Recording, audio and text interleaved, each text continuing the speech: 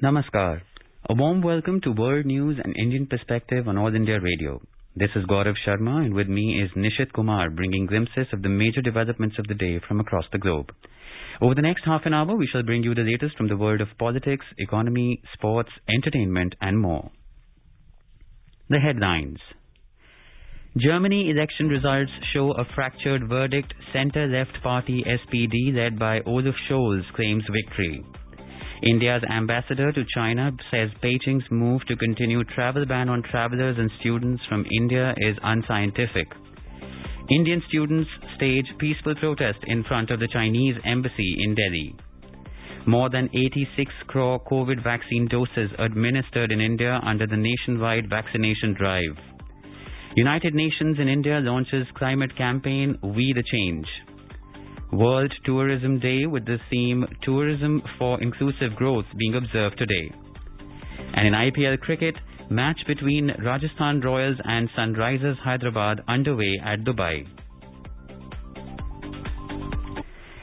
As the nationwide free COVID-19 vaccination campaign at the government facilities for those above 18 years is underway, we advise our young listeners to get vaccinated and help others get vaccinated. We also advise our listeners not to lower their guard as COVID-19 remains a threat to our health. Please stay at home unless it is essential to go out and continue to follow these 3 simple steps. Wear a face mask, maintain 2 gaz ki doori for social distancing, and focus on hand and face hygiene. For any COVID-related information and guidance, contact the national helpline numbers 011 2397 8046 and 1075. And now the news in detail. In Germany, the centre-left Social Democrats SPD, led by Olaf Scholz, claimed a narrow victory over incumbent Chancellor Angela Merkel, Christian Democratic Union, according to preliminary results. The elections will decide the successor to Ms. Merkel after 16 years at the helm of the nation. The German parliament, Bundestag, has 735 seats, which means that a total of 368 seats are required to secure a majority. The Greens and the Free Democratic Party, FDP, are expected to form the coalition government. SPD leader Olaf Scholz said that he had a clear mandate to form a government, while his conservative rival Armin Laschet remains determined to fight on. CDU's Armin Laschet and the Greens' Robert Habeck have both said no party has a mandate yet. The 2 parties have governed together for years. Preliminary results gave the SPD a narrow election win over the Conservatives, who suffered their worst ever performance. The Greens and pro-business Free Democratic Party attracted the most support from the first-time voters in an election dominated by climate change and differing proposals on how to tackle it. As Germany heads to a transition in power with a new chancellor expected to assume office soon, we look back at the Indo-German relations under the outgoing chancellor, Ms. Angela Merkel. Enjoying a strategic partnership since 2001, ties between India and Germany have been further strengthened under the Intergovernmental Consultations IGC at the level of the heads of governments. German Chancellor Angela Merkel has visited India 4 times in her tenure. The 5th IGC, which was held in Delhi in November 2019, saw several agreements being signed in diverse areas of engagement, including some of the new and emerging areas. Germany is the largest trade partner of India within the EU. During the IGC meetings, both Prime Minister Modi and Chancellor Merkel reiterated that the Indo-German strategic partnership is based on the common values and principles of democracy, free and fair trade, and rules-based international order, as well as on mutual trust and respect. Describing Chancellor Merkel as a counterpart, a friend and a long-serving global leader, Mr. Modi had said that the agreements were testament to the friendship and close ties that India and Germany share. Under Chancellor Merkel's leadership, India and Germany have taken big strides towards climate action. Germany's signing of the International Solar Alliance Framework Agreement in August 2021 was the latest instance of this cooperation. cooperation. Recently, Prime Minister Narendra Modi and Chancellor Merkel spoke over telephone and discussed the situation in Afghanistan. They also exchanged views on issues of multilateral interest such as the forthcoming UN Climate Change Conference COP26 in Glasgow, amongst other issues. The year 2021 marks the 70th anniversary of the diplomatic relations between India and Germany. The relations between the two nations, underpinned by shared values, close people-to-people exchanges and cultural affinities, is expected to continue under Ms. Merkel's successor. This is Pawan for World News, AR. India's ambassador to China, Vikram Misri, has said that China's continuing travel ban on travellers from India, including thousands of students and separated families who have been waiting to return to China for more than 1 year, is an unscientific approach. He said such humanitarian issues need a more balanced and sensitive approach from the Chinese authorities. More in this report from our Beijing correspondent.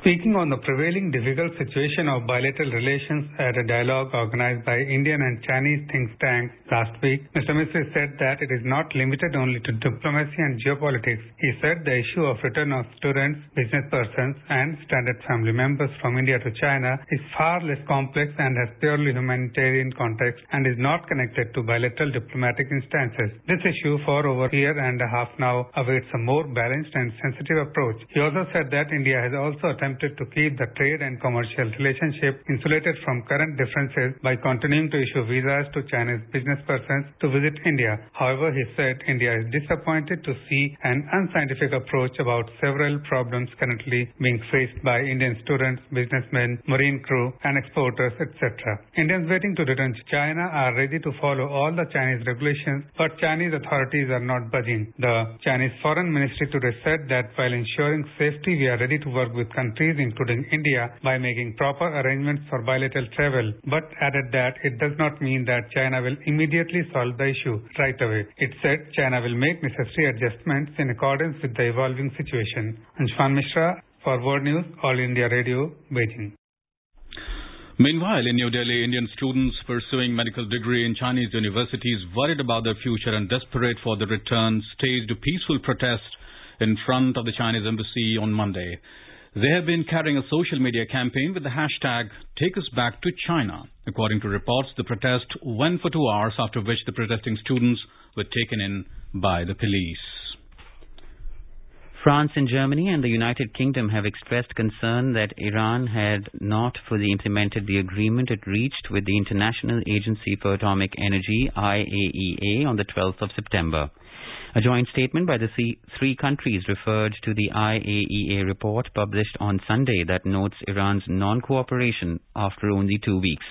The statement added that the 12 September agreement also underlined that Iran had agreed to further high-level discussions with the IAEA with a view to addressing other outstanding issues relating to Iran's legal obligations under its comprehensive safeguards agreement. The representatives of the three nations at the organization urged Iran to immediately provide the IAEA access to the Karaj facility and allow for the replacement of cameras there. It also called on Iran to immediately establish such high-level contacts and fully cooperate with the investigation with a view to making tangible and rapid progress. At least one person has been killed and 9 injured after a 5.8 magnitude earthquake hit the Greek island of Crete.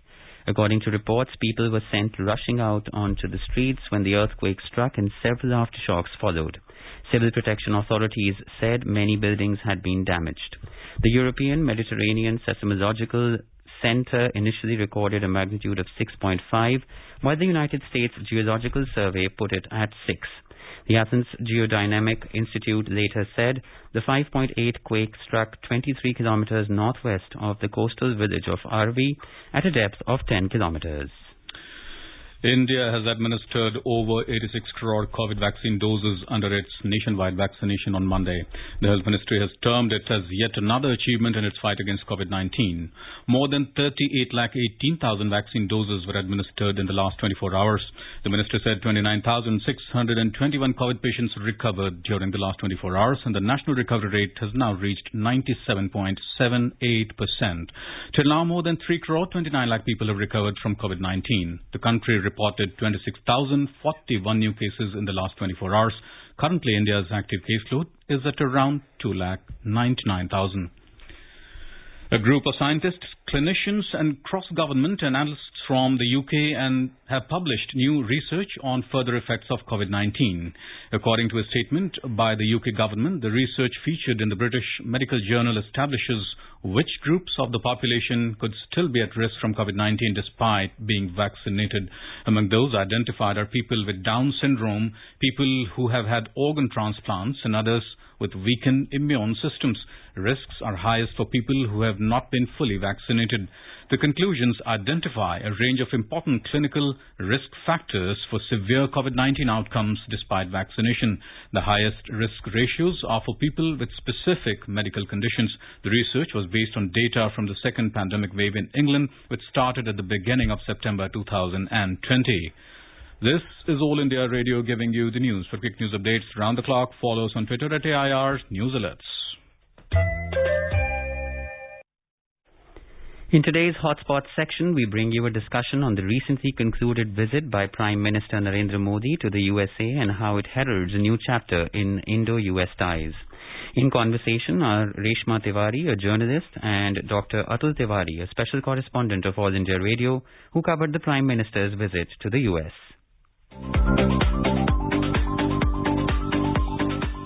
Atul, the visit started on a bright note with Prime Minister Modi and US President Joe Biden sharing positive vibes. What has been the outcome of the meeting of minds of the heads of states from the world's largest and the oldest democracies? Well, Reshma, the two leaders struck a right chord from the very beginning.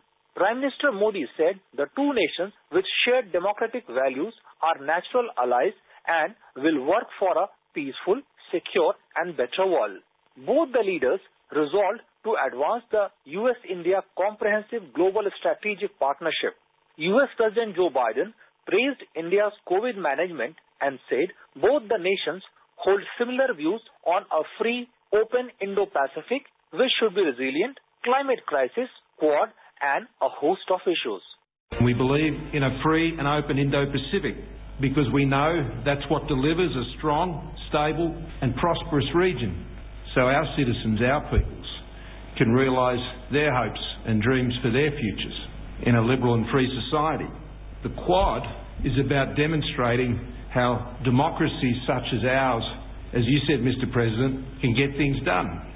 The leaders came out heavily against the terrorists and their perpetrators. The joint statement issued after the meeting between President Biden and Prime Minister Modi said United Nations Security Council resolutions on terrorism must be respected in letter and spirit.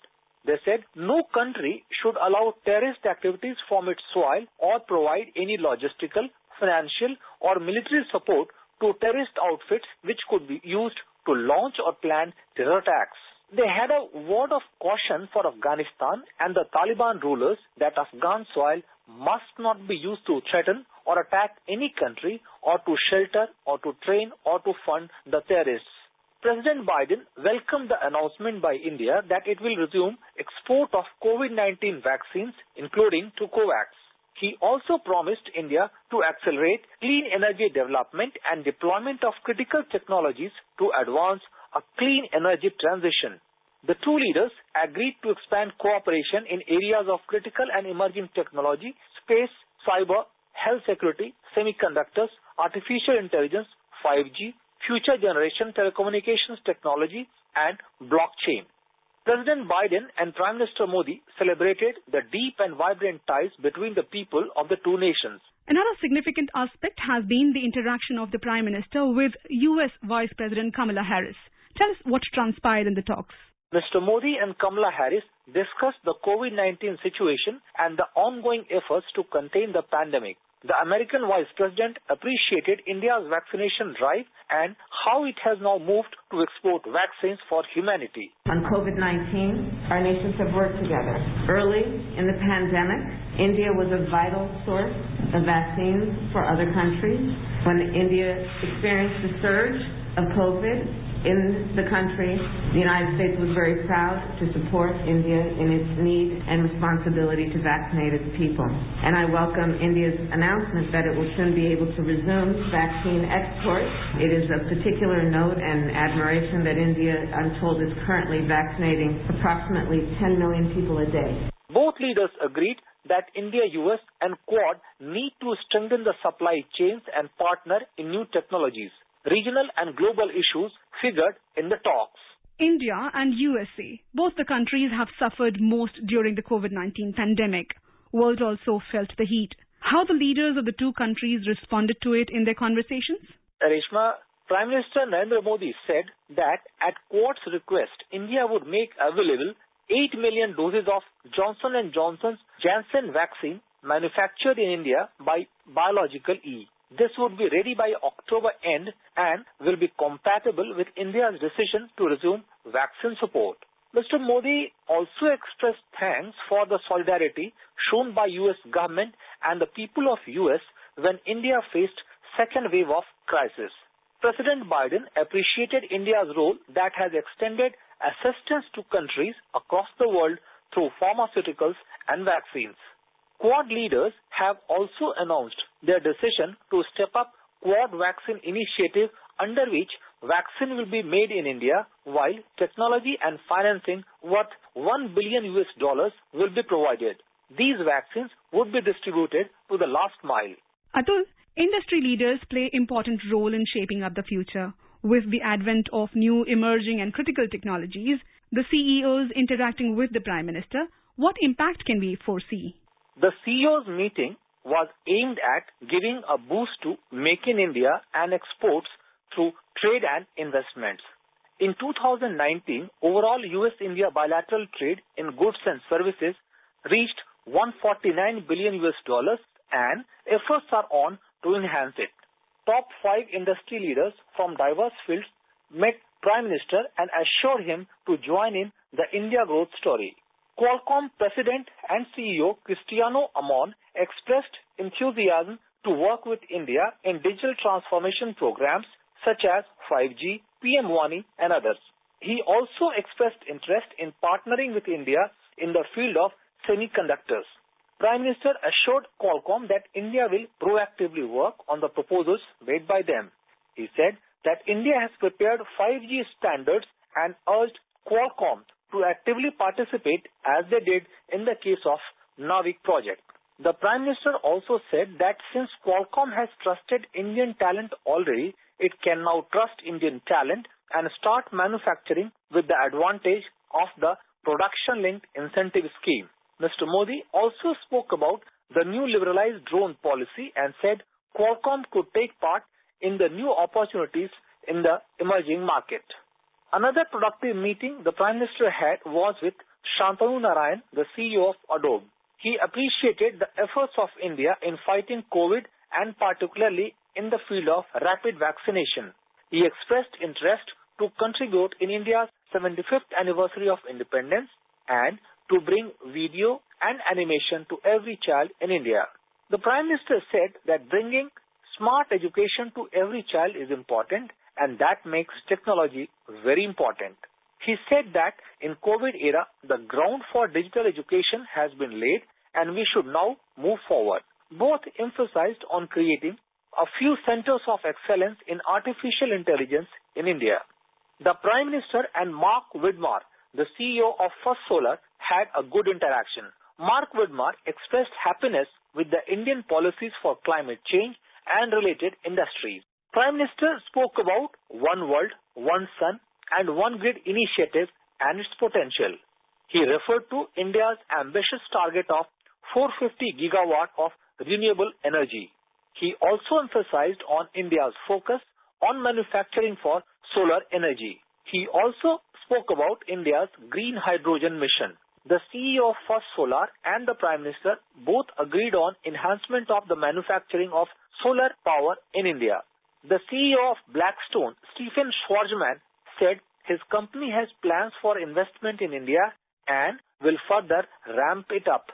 The Prime Minister said there is a huge scope for further expansion of Blackstone's partnership in India. He specifically spoke about the asset monetization, and urged Blackstone to invest in India. During the course of the visit, you would have interacted with experts from various fields. What is their take on the visit? Experts are of the opinion that the visit holds a lot of potential, and with the intent of the government, they are quite hopeful of further expansion of India-United States and India-Quad ties. And Atul, last but not the least, what has been the response and the reactions from the Indian diaspora in USA? The Indian diaspora has been quite upbeat. They expressed hope that the relations will gather a fresh momentum and the two nations can explore new areas of cooperation for a better tomorrow.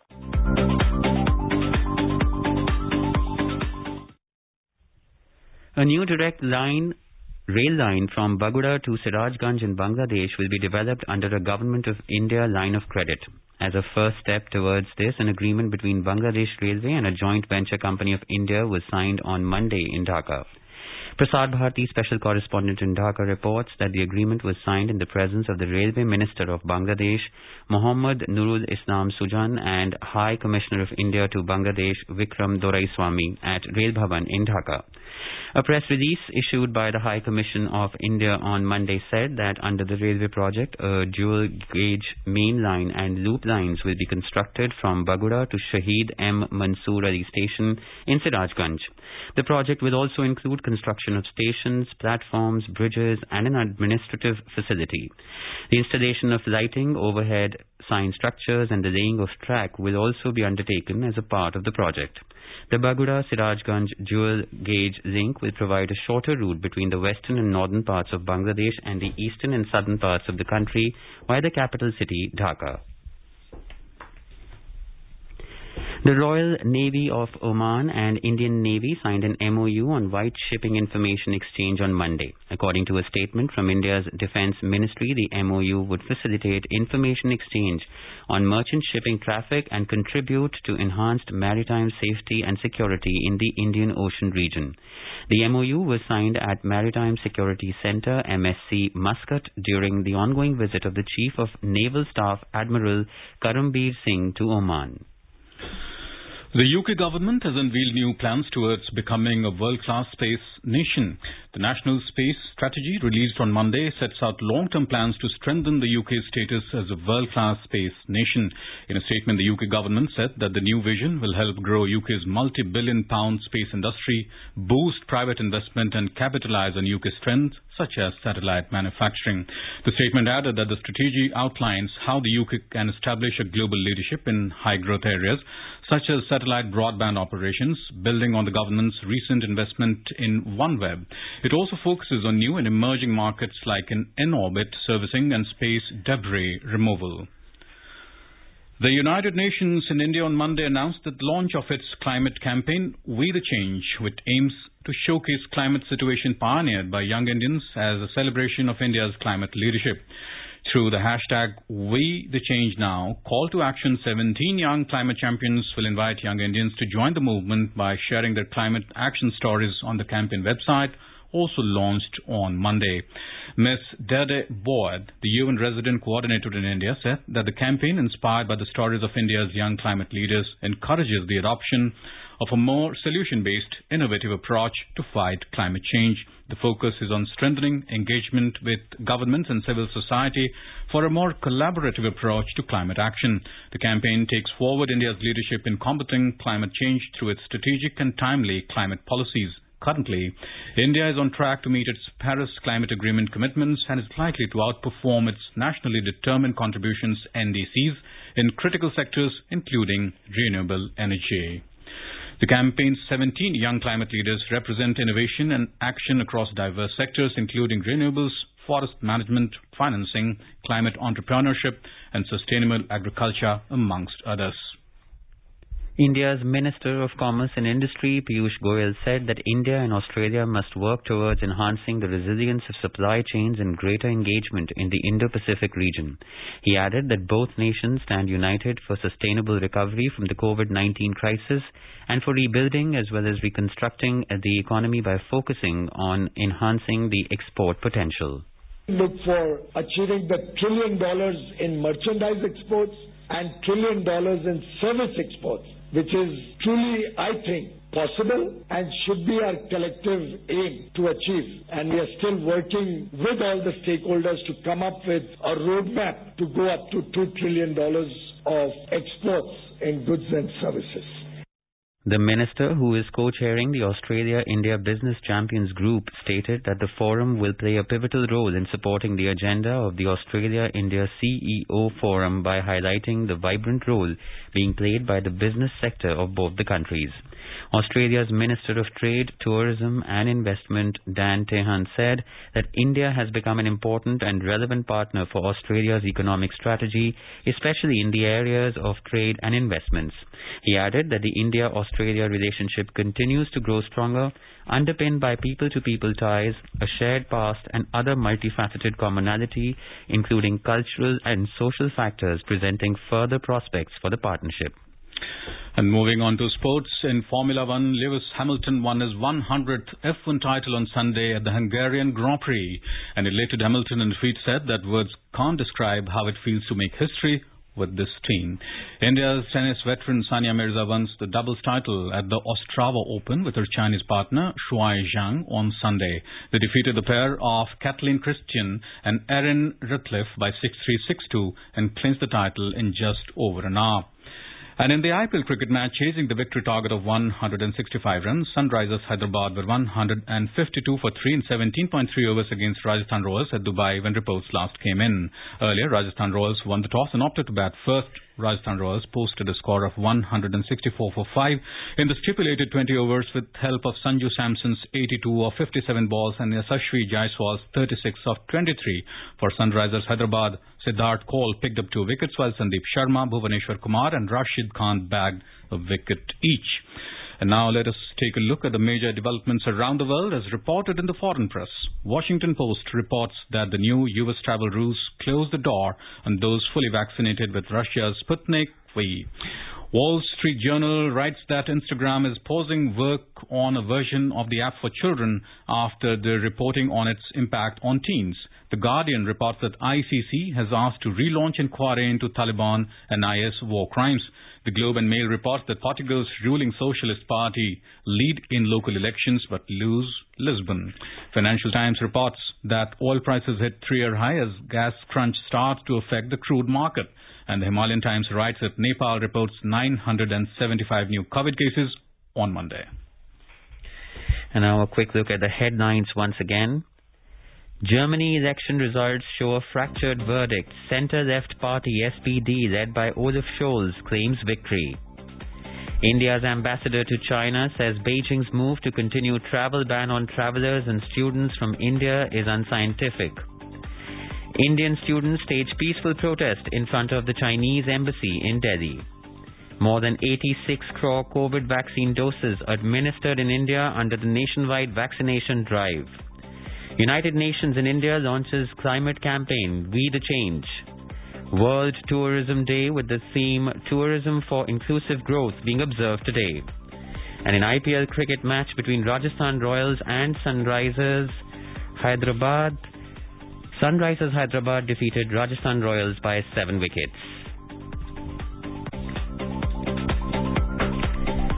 India is celebrating the 151st birth anniversary of Mahatma Gandhi. Before we end, let us listen to his favorite bhajan, Vaishnav Jan, by artists from Turkmenistan on their National Day.